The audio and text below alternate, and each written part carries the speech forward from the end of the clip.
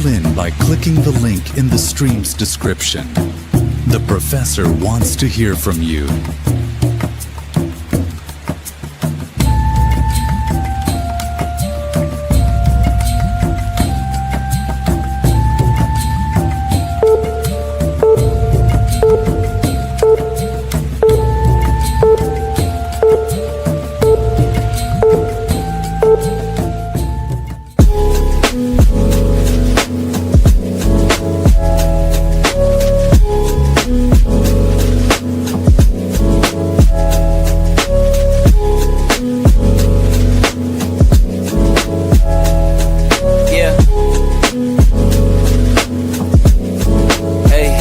Beginnings on the cusp.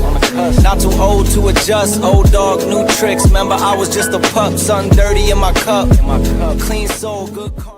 Isn't it lovely? I ain't looking back, I'm focused on what's in front of me. Everybody dates a number, but I'm still here luckily. I know that God got me, so I'm in good company.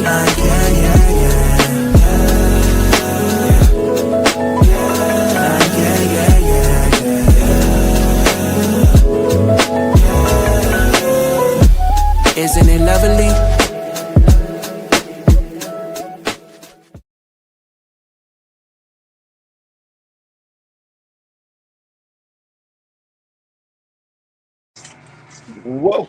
Welcome, and thank you for joining me today. I am Professor Burr, and this is a Burr Salt. And today's sponsors are my good friends at Chops, Cards, and Print on Demands. Now, were you like me as a little kid when you used to collect those baseball and football cards, and one day you decided you wanted your own? But like me, you didn't have talent enough to play Major League Football or baseball or basketball. Well, Chops cards are your best way of still getting to live out your dreams because they produce some of the great trading cards out there in today's business. They are so professionally done. And if you decide to go that route, your old professor will give you something special. I will get you 15% off your entire purchase. Yes, your entire purchase. All you have to do is put in the code of BEAR15. Yes, and it will get you your entire purchase off 15%. That's Chops Cards and Print on Demand, your number one for your trading card and print on sources. Now, today, guys and girls, I have someone very special on the show with me. This gentleman, I have to tell you, I read one of his articles and I was really blown away on how well it was done and gave so much back history into East Tennessee wrestling. And man, once I read that, I was determined to have him on my show to tell his story. Welcome with me, Charlie Clark. Charles, how are you doing today, sir? I'm happy to be here, man. Thanks for having me. Anytime. So, as I usually start off with my guests, I always have to ask, when did you become a wrestling fan? Man, I've been a wrestling fan since I was 5 years old, and I'm 38 now. Um, had to hide it for a lot of years because I had somebody who didn't like it, but you know, having three channels back to back for Nitro, Raw, and then a backup channel, we made it work. Yeah, definitely understand. So, tell us a little bit about your background, if you don't mind. Um, I've been in combat sports for well over a decade. I am a retired MMA fighter. Um, I retired after an injury, got into doing media, writing, photography, interviews, and all of that. Um, and when I kind of stepped back from MMA. Um, I jumped into professional wrestling and kind of I've been doing art since 2023. And I've been writing off and on for years. I just, I never put it out there in a big way.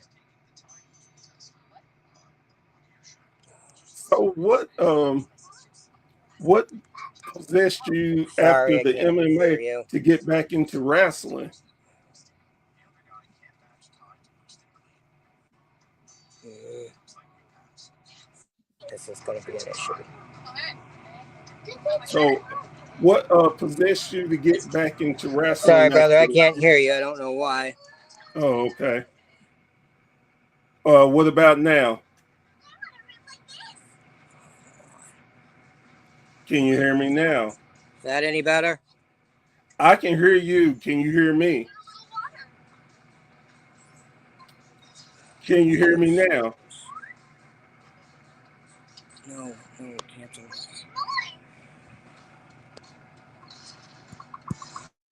You hear me now? Yes, I can hear you. Can Okay, you I'm hear me? sorry. I Oh, was having. hey, it happens. Um, so yeah, that's kind of my background. That's kind of my history on everything. Okay. What possessed you to go back into the wrestling? You know what? It came at a point in my life where I was lost. Um, I had just been the victim of you know, law calls it, an assault and battery, but it was no less than, an attempted murder. Um, I suffered a spinal cord injury. I was in a wheelchair. I was at my absolute lowest, and I really didn't know if I even wanted to be here anymore. Um, and I was blessed. I had made a random comment, um, on a post that Kerry Morton had made. And I had known Kerry's father, Ricky, a decade before that. He had helped with a fundraiser, a Christmas card drive for kids with autism. Um, so I had known Ricky for years before that, but Kerry reached out to me, and this was after Hurricane Helene and Hurricane Milton, you know, um, the attack and then the hurricanes all happened within a week of each other. So I was just at my lowest, and Kerry reached out, and they had moved the Samhain event um, from one venue down to Tampa to WEDU Studios. And Kerry messaged me and he said, I got 4 comp tickets for you. He's like, come out and just enjoy the show.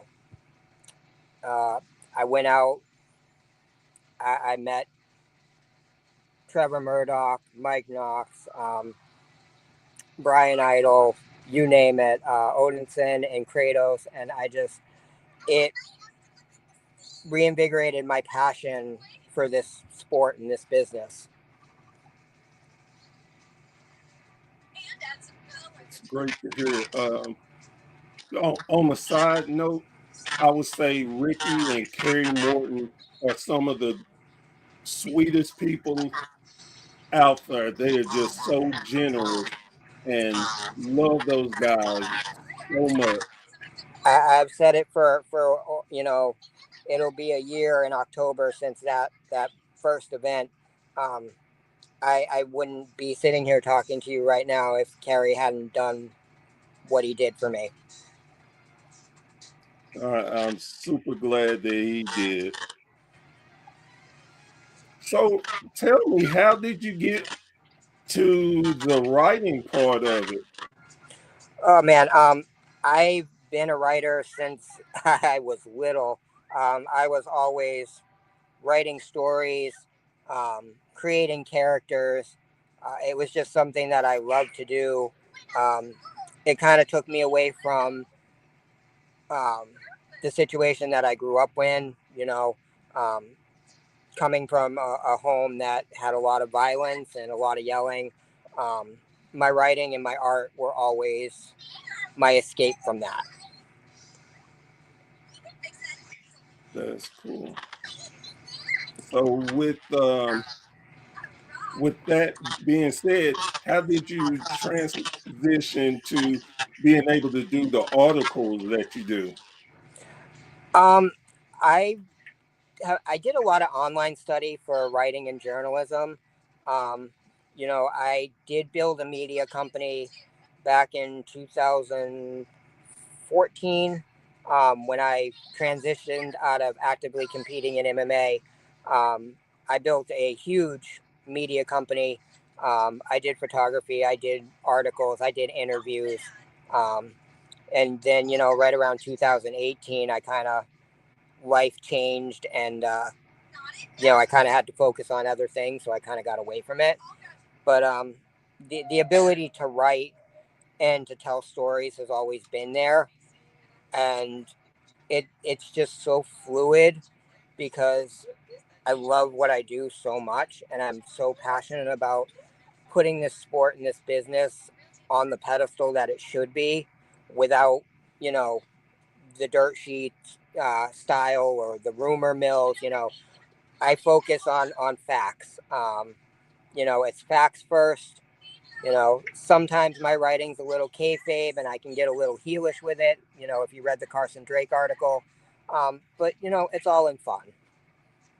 Yeah, I mean, it, I really again enjoyed the article on East Tennessee. Well, it was based on Tennessee wrestling history, and it really touched me being from Knoxville, lived here all my life, and knowing the facts that you put in that article, that I knew a lot of people, unless you're just really into wrestling like we are, wouldn't know. And I really enjoyed it. And I thought to myself, man, this will help bring eyes to the product here. Man, Tennessee wrestling is so underrated right now, and it's so good. You got so many young, talented wrestlers in Tennessee right now that are just going to change the game. You know, you've got the Kazana brothers, you've got Alex Taylor, Kerry Morton, Silas Mason, Kinsey and Kylie. There are so many fantastic workers in Tennessee right now coming up and changing the business that we're in for a wild ride. Yes, definitely. And getting to meet most of the people you name, they are so humble and just really down to earth. And that's what puts me in the mind of my childhood, of that wrestling atmosphere that feels like a family a family reunion. And I love when I get a chance to go out to see different events.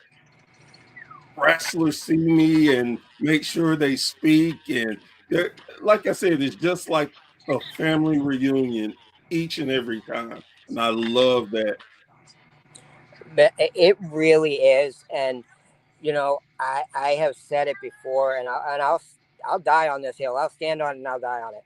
You are never gonna go to a show like an NWA show, because from the person who checks your tickets at the door, right down to the talent, you're a family. You're part of a family. Um, you know, I I'm currently in the process of writing a book. It is historical, but it's also art based, and it's all on lucha libre. I brought it to a show, and I was able to hand it to Brian Idol and be like, "Hey, I want to pick your brain. Like, what do I need to change? What do I need to do? What's the good, bad, and the ugly on it?" And he sat with me and he went over it. You know, you're not gonna find that at a WWE or an AEW show. You know, those guys just don't have the time for that.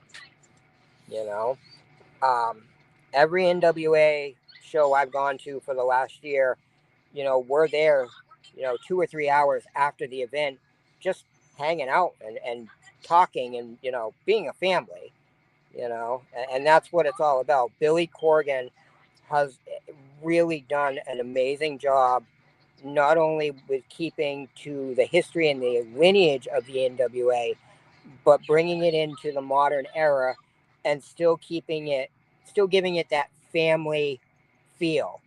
You know, the studio wrestling is just an absolutely wonderful, beautiful thing to watch happen. It's so fluid, and it's just I absolutely love being there. I would take an NWA event over WWE or AEW any day of the week. I say a lot that Billy Corgan does not get the love and respect that he deserves for bringing the NWA into the modern era and continuously reshape but keep the history and the love that was built up in the 70s, the 60s, 70s, 80s. And I really enjoy that because, like you said, it's a different feel from WWE and AEW. It is so well done and versatile. So you again with today's wrestling, there's so many different styles and different things out there that Billy has set the NWA on a whole different course, but also makes it reminiscent of the great territorial days. I mean, Billy does a great job with that, and I just put out an article a week or so ago about it's time to have that talk about Billy Corgan being one of those top echelon bookers and promoters. Like, he deserves to be up there with the Triple H's and the Tony Khans. The man took a company that was dead. I mean, there's no way to spin it. The NWA was dead. The NWA World Heavyweight title was nothing more than a prop. It had lost its luster. It had lost its lineage and history. And he took the company and the title and elevated them to where they are now. And he did it, in what, under 10 years? They're selling out every single show. Every TV taping, packed to capacity. They have to add more seatings just to accommodate the people coming in. Definitely. And speaking of the NWA title, I mean, some of their champions put the NWA title back on a pedestal that is not talked about enough. I mean, go to Tim Storm. Um, Tim Storm, he took that title and went defending it everywhere. And then Nick Aldis, I mean, just really Nick Aldis does not get the credit he deserves for carrying that championship with the pride and the the glory that it The should respect. have been carried. The respect that Nick Aldis had, and that was in the very early building phase of bringing the NWA back to prominence.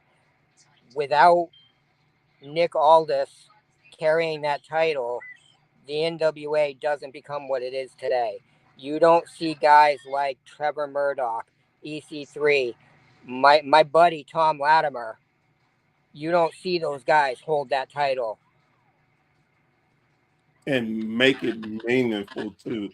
I mean, and to go the one of the better things that I love about the title is they went around the world and defended it. Mm-hmm. One of the things, being a serious wrestling fan that I am, I really dislike when a company calls their champion a world champion and don't even leave their county. That is very irritating to me. But you can never argue that the NWA title has not been defended around the world. The NWA World Heavyweight Championship is the World Heavyweight Championship, in my opinion. That is the title that goes around the world and gets defended. It doesn't stay in a company's backyard and only get defended, against their roster. I've watched Tom go and defend it in, England, in Canada, in the States, you know, every country, every continent. I mean, that world title goes around the world. It is the world heavyweight title of professional wrestling. You And can have a heavyweight championship. That's all well and good, but don't give me the world heavyweight championship if you're not going to defend it around the world, because that's just doing a disservice to the guys that do. The guys like Dusty Rhodes and Ric Flair, the guys that went around the world and did this. yes, yes, I couldn't agree with you anymore. Um, and then, like you said, with Billy, he knows the history of the NWA. One of the biggest things that really excited me is when he brought back the United States tag team titles. And he could have easily just brought in the titles that were recognized in the Jim Crockett promotion, but he didn't. He went back to where they were really established, and that's in Michigan, and brought those particular titles back.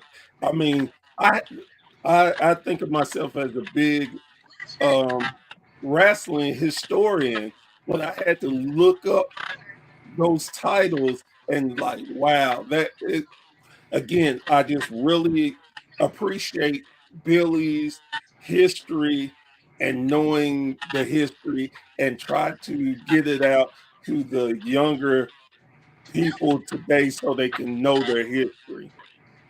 And the cool thing about that is a lot of these companies will revamp and update their titles, but Billy's kept the NWA titles the same as they were back in the 70s, back in the 80s. That NWA World Heavyweight title is so recognizable by people in our generation because we know it, and then we get to pass it down to the next generation. Like, that title has so much meaning. Um, and then you talked about the tag titles. Um, my first show that I went to, um, I had the NWA World Tag Team titles, both of them put on my shoulder, and that was such a cool moment because there's so much history when you think about the guys that held those. You know, Nikita Koloff, Dusty Rhodes, Sting, Lex Luger, um, the, the Legion of Doom, the Road Warrior. I mean, so many names held those belts. And then, to have them sitting on your shoulders, just all of that floods back, you know? Definitely. I mean, I'm so much of a NWA mark over my shoulder. You can see the NWA tag titles, the Crockett version. And if I would move my camera up, I got the television title, I got the US title. For me growing up, and even to this day, those titles mean the world to me.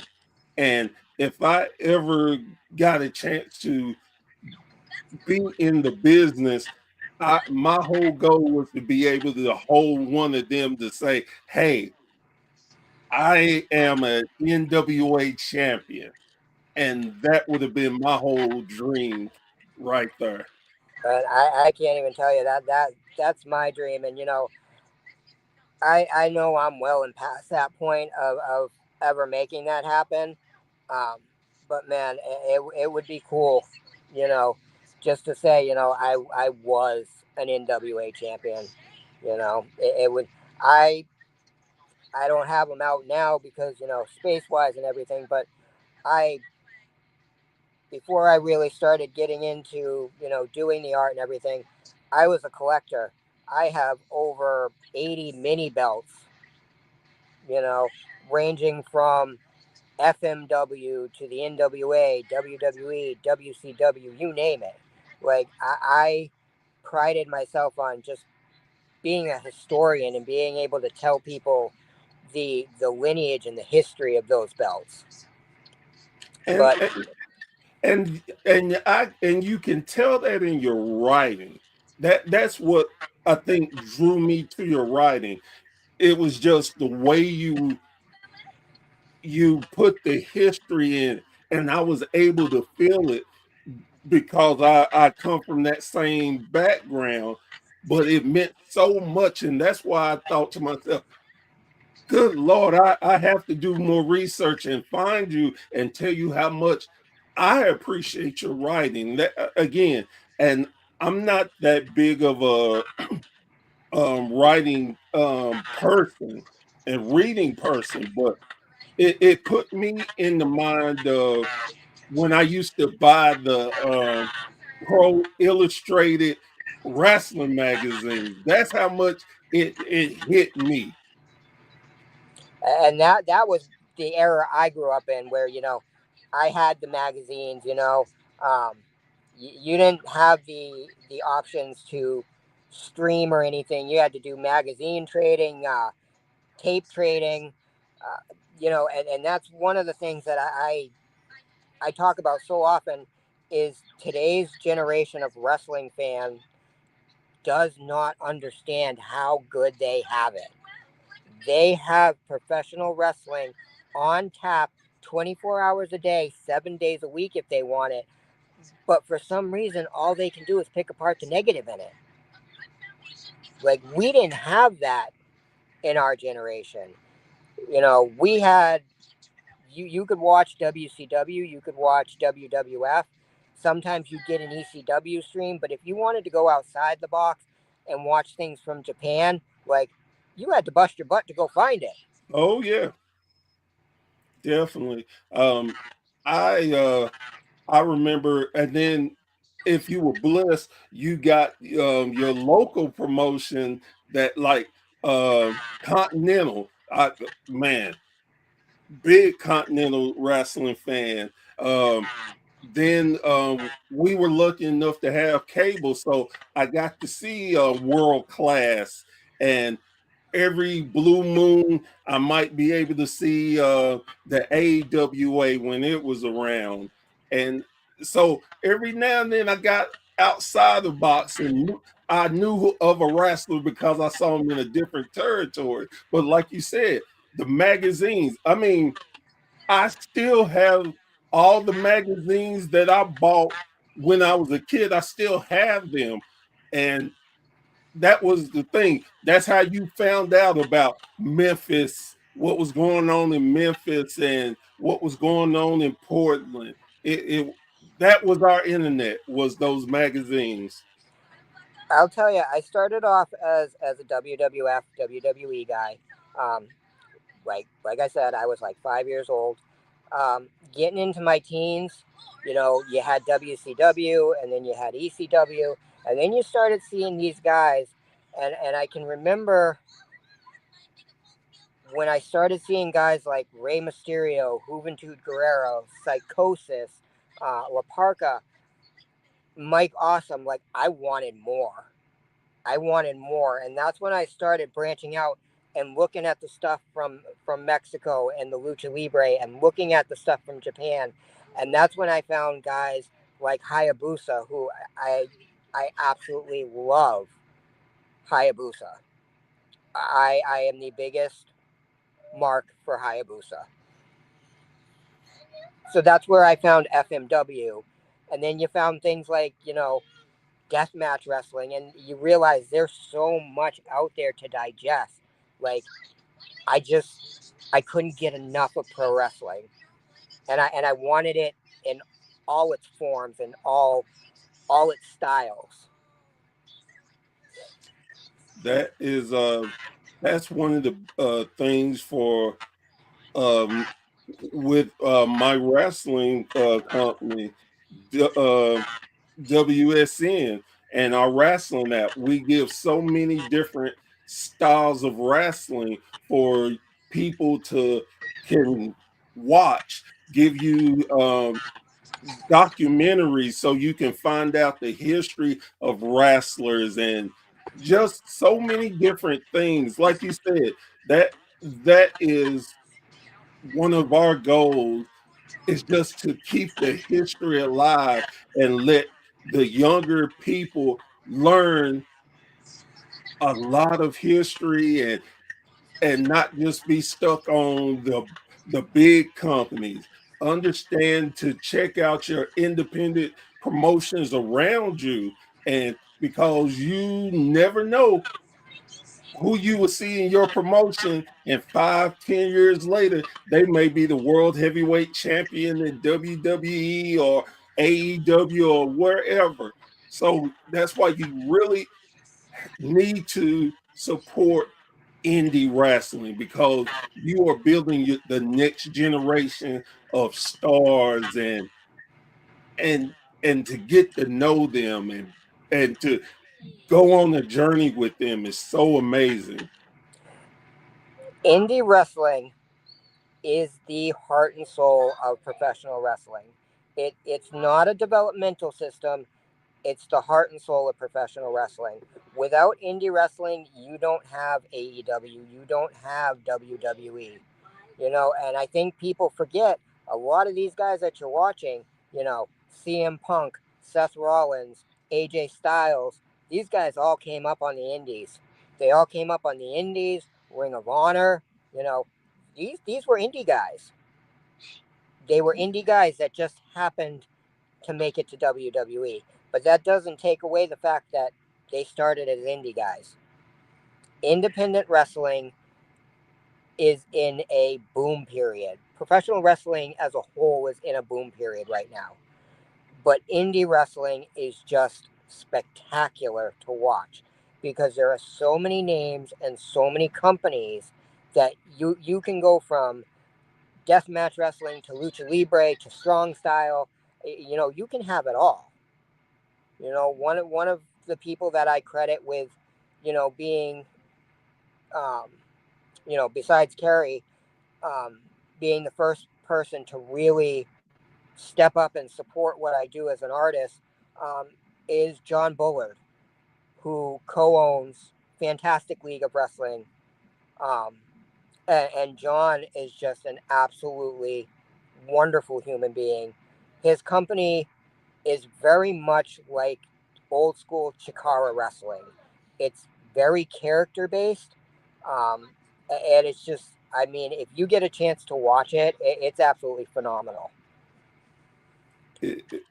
And I love hearing that. I love when we can promote promotions out there that maybe are not so mainstream known. I love it because, again, I guess one of the things that really, as a fan and everything that I've been through, is the one thing you can say and do.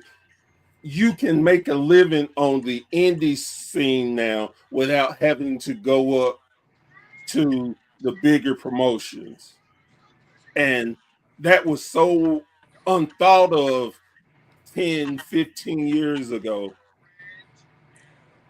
And just one person that comes to mind, even though he had a nice run in the WWE, but Matt Cardona, look at what he's done in the indie scene and how much eyes that he helped bring to the indie scene.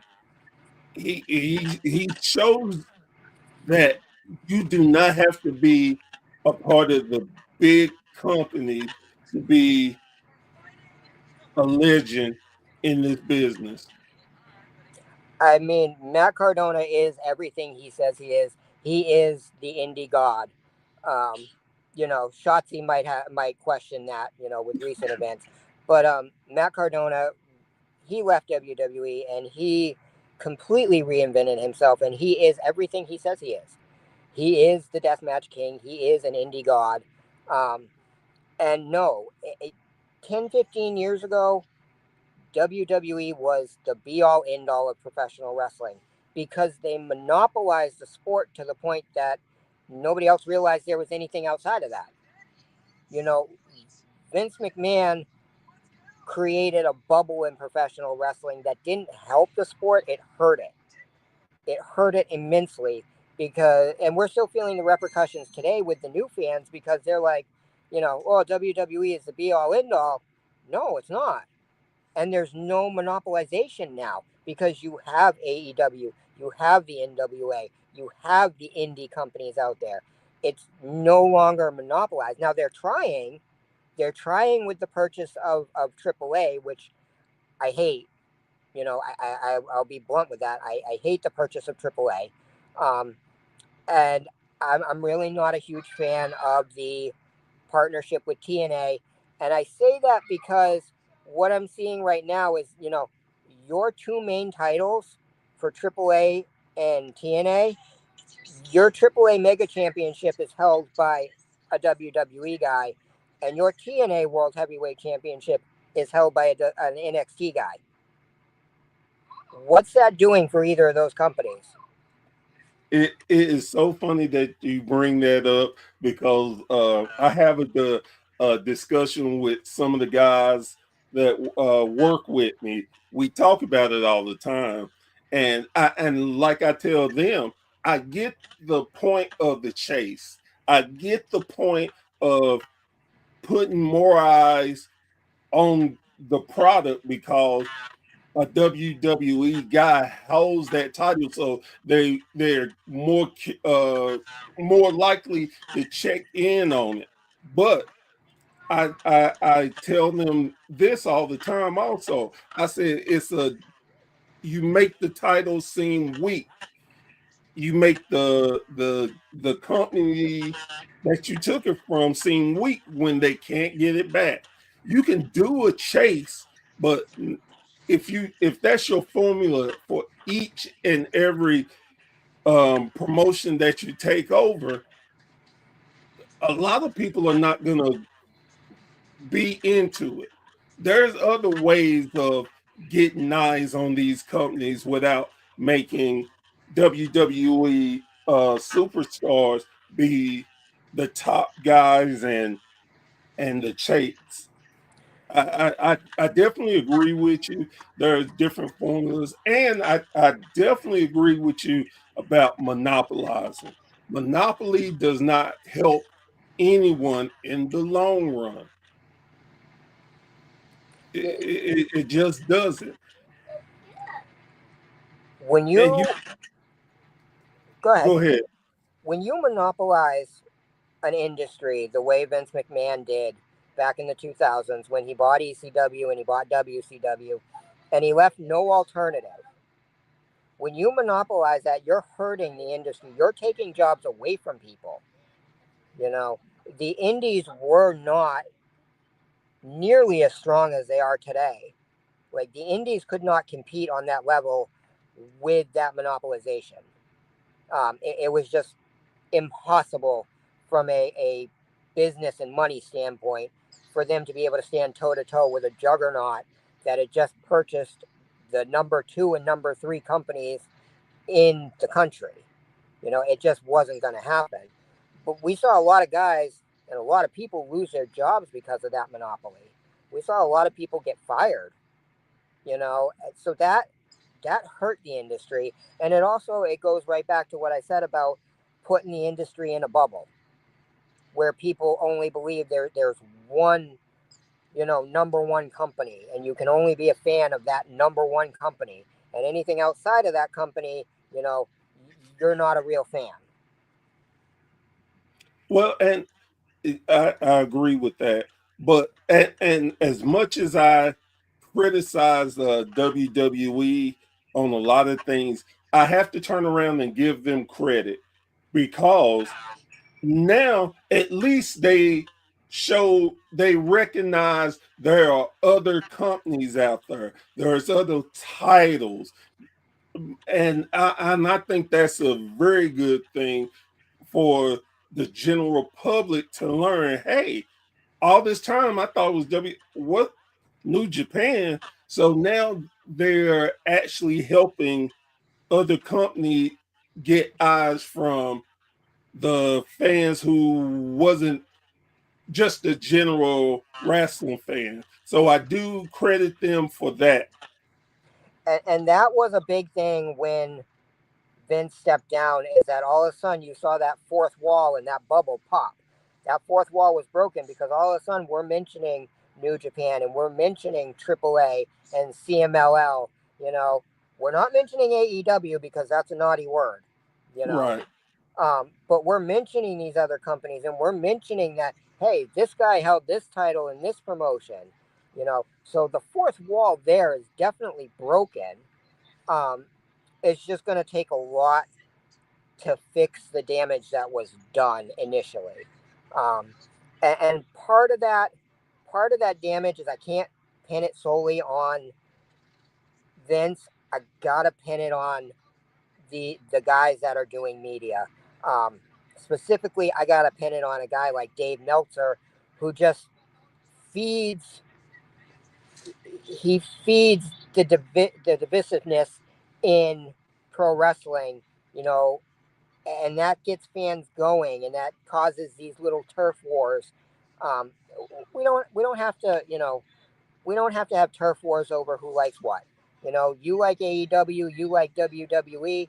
I don't like what you like. You don't like what I like. But hey, we're all wrestling fans. We can all enjoy professional wrestling. Exactly. As my buddy Joe Monroe always say, just shut up and enjoy wrestling. Like I said, you got it on 24/7, you know, 365 days a year if you want it. Just sit down, shut up, and watch it. Enjoy it. That's what we're here for. At the end of the day, we all started out as fans. You know, and I think a lot of people forget that. I always remember where I started. That's the most important thing to me. No matter where I go, I'm going to remember where I started because that keeps me humble. You know, no matter how big the art and the media gets, I want to stay humble because that's what's going to help this business grow is people that are coming in, carving out their own little niche in the business and staying humble while they do it. And another thing I think I want to add on to that is to be respectful. I think there are a lot of, no matter how you feel about the older wrestlers versus the younger wrestlers and that type of mentality, have respect for the people that brought it before you, and for the people that brought it before them, have respect for these guys and girls that are doing it now to keep wrestling popular going. I think that's one of the things that I see so much that is very disheartening to me. Um, you know, oh, we didn't do this back in our day, and business, all these guys just looking to get their stuff in, and or these young guys, I don't need to listen to them. They never made any money, and this, that, and the other. And again, you can have your difference of opinion. We all are going to have that. But you can be respectful to people and be respectful more than anything else, whether you like the person or not. Respect and be loving to the business. And you know, to you know, add on to that, you know, be respectful of the workers, be respectful of the athletes, because I've seen it in person and I've heard the stories. You know, there's a lot of fans out there that'll go and chase down, you know, a wrestler that they see in an airport, at a restaurant. You know, have some common decency, have some respect. I, you know, when I started going to the NWA, even though I was invited, I was a guest. You know, I'm not going to change. I saw people standing at the door hours before the door even opened, you know, bombarding the guys and girls with, you know, trying to get out autographs. You know, me, if I'm sitting out there and somebody walks by, and I've done it a few times, you know, Aaron Stevens, Kyle Davis, the Kazana brothers, you know, I'll stop and make conversation. You know, I had an interaction with Kyle Davis a couple shows back, after he had taken that thrill ride from Silas Mason. Um, Shout out to my boys in the Southern Six. But you know, he was coming in, and I'm like, hey, you know, Kyle, you're not going to take any more thrill rides tonight, right? And he's like, I hope not. You know, but we laugh and joke. And like I said, the whole thing with Carson Drake, you know, when I write, I obviously I can't write that Carson's out there, you know, helping old ladies cross the street and kissing babies, you know, because that's not Carson, you know. So, you know, I write from that perspective. I got a chance to meet Carson Drake, and it was the funniest thing to me because I can't remember. I was just stopping him to tell him I had got a message from a mutual friend, and they told me to tell him hi. And I told him, and he was like, "Who?" And I told him again. He's like, "Oh, okay, yeah." and he was like, "Yeah, I know her. Yeah, she's good. Now go f off," and walked away. And I just, in my head, I just broke out laughing because I'm like, what else did I expect for him to do? That's just Carson Drake. I'll tell you, the last show I went to, you know, last month, we took a picture with him, and he stood all the way off to the side, arms folded back to us. Like, he does not break character for anybody, you know, and he is as cringy as they come as a character, but, you know, I think deep down he's really a nice guy. Exactly. And that's the thing. And I am very appreciative of people who will stay in character. And there are some people that just, if you see them break that character, I think it will break your own heart. It's like, oh no, I wanted to see. Oh, thanks. I mean, I've seen some people break character. Like, you know, I'm not a huge fan of, and I know it's a different era now.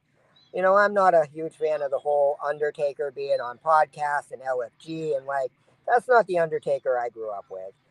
Mayor Kane, that's not the Kane I grew up with.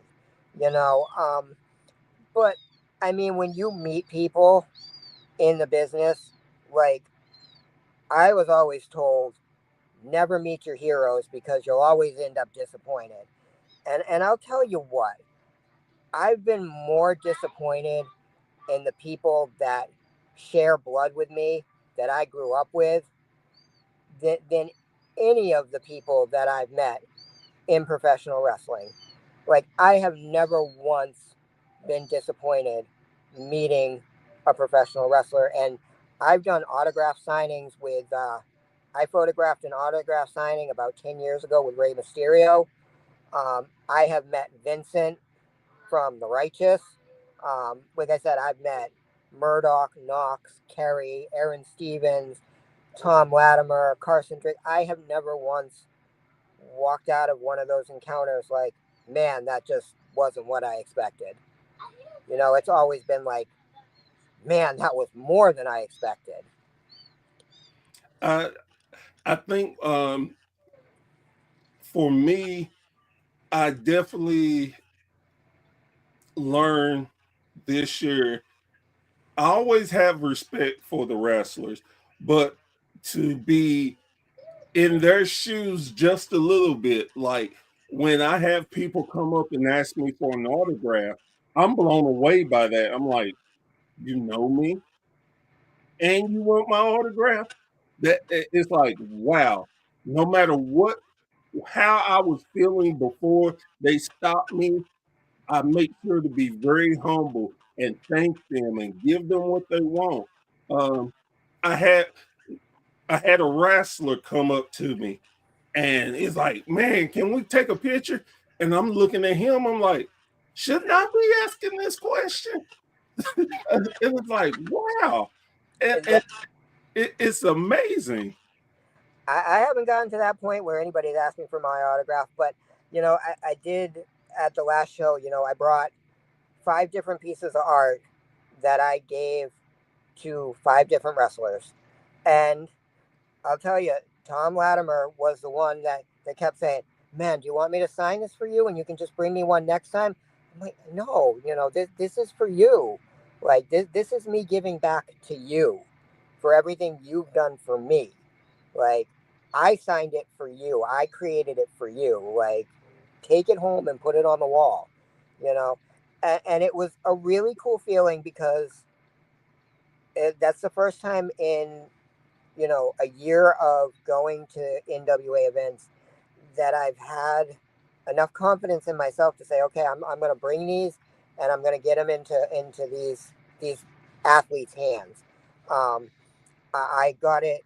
I gave one to Brian Idol, Kerry Morton, Tom Latimer, Serena Vale, and man, why can't I remember the last one I did? I'll probably remember it later. But the general reactions from all of them were just like, wow. And something was said. I was pulled aside, you know, just a private encounter with me and Tom. And I had told Tom my story leading up to going to the event. I had told him what I had been through and how much all of them had become family and all of them meant to me. And we had a moment, where he told me, he's like, we need you. He's like, we appreciate what you do. And that was the first time in the last year that I've heard somebody say, we appreciate you. That your family. And Tom's only a year older than me. But hell, if I don't look at that man as an older brother, you know, the level of respect I have for him and what he does, the level of respect I have for the roster and the way they interact with the fans is just it's second to none. Without guys like John Bullard, without guys like Kerry Morton and Tom Latimer and Brian Idol, like I said, I don't know if we'd be sitting here today having this conversation. I truly understand where you're coming from. Um, I've sometimes I went to a particular show once, and I just sat after the show was over. I didn't move or anything, and I just sat back and watched the interaction with the fans and the wrestlers, and it made my heart feel so good of the wrestlers trying to make sure they get everybody an autograph and to make the kids leave with a smile and an experience. And that for me was just so worth everything that I do in this business, and to know that I'm appreciated for it from the wrestlers, from the promoters, and from just fans. Again, it's more of a family atmosphere, and I enjoy it. I love it, and I knew I had to be doing something right when I got put into a Hall of Fame, and I that experience. I don't think next to marrying my wife, having my 2 kids, and that it's one of those experiences I will always be grateful for and thankful for. And anything I do in this business, I'm gonna give 1,001%.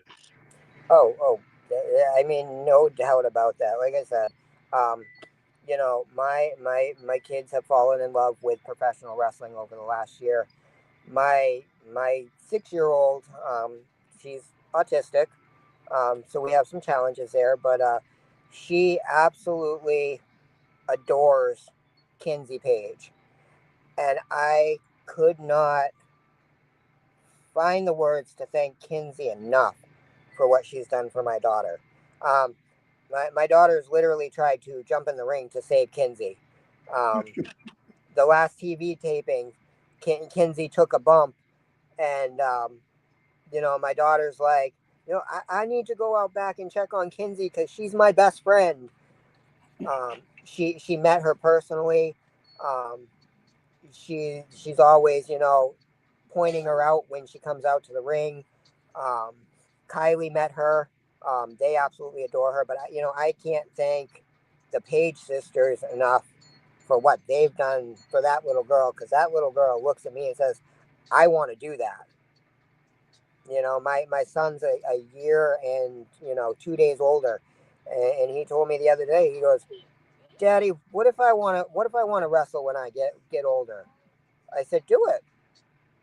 I said, "Do it." I said, "I will be right in your corner." I'm like, "We know enough people that we can get you trained properly. I have people that I will send you to in a heartbeat." I'm like, but yeah, I mean, watching them fall in love with professional wrestling on a personal level, not just through, TV, but in person live, watching the look on their faces, watching them soak it all in, it reminds me of why I fell in love with this sport and why I do what I do now. Yes, yes, definitely. Um, I want to personally thank you so much for doing this interview with me. Um, I love your articles, your drawings are fantastic. Um, I appreciate you. You have an open invitation. Anytime you want to come on my show, reach out to me and we will make it happen. We definitely got to do it again. I've had a lot of fun. Like I said, this is the first, and certainly not the last.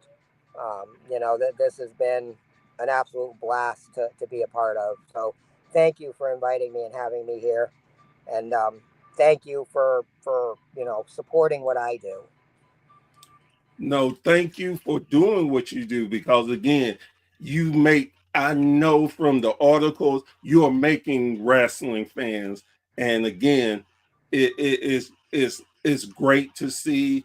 And I know we're gonna run into each other out at a show, and I can't wait for that to happen. Oh, definitely. You let me know when and where, I'll be there. We'll I'm make it happen.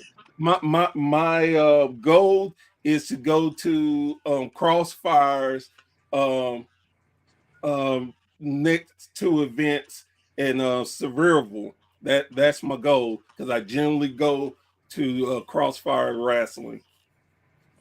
Come down to Tampa and check out a TV taping. I can let you know when the next one is. That You'll absolutely love it. we will try to make that happen. Guys, girls, thank you so much for joining us on today's episode of A Bear's Thoughts. Again, quickly, we have a Patreon page and we have a lot of exclusive things on that Patreon page. And we're not asking a lot.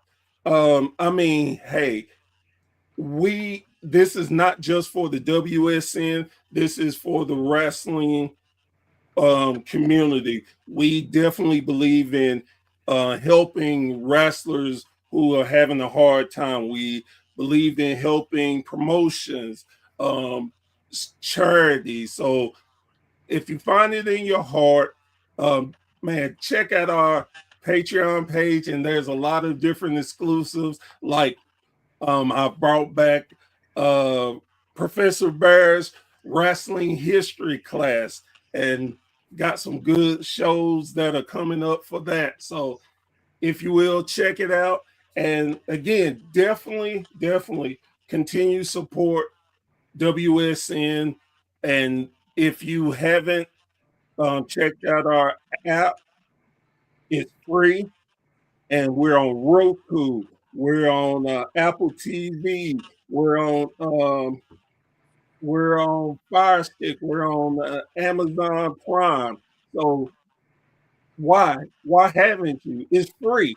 You get all your different types of fixes. We got cartoons, we got documentaries, we got indie promotions, we got it all. So check us out. And again, thank you for continuing to follow me and support me. I greatly appreciate it. For my guest, Charles Clark, I am Professor Bear, and this has been a Bear's Thought. Thank you so much.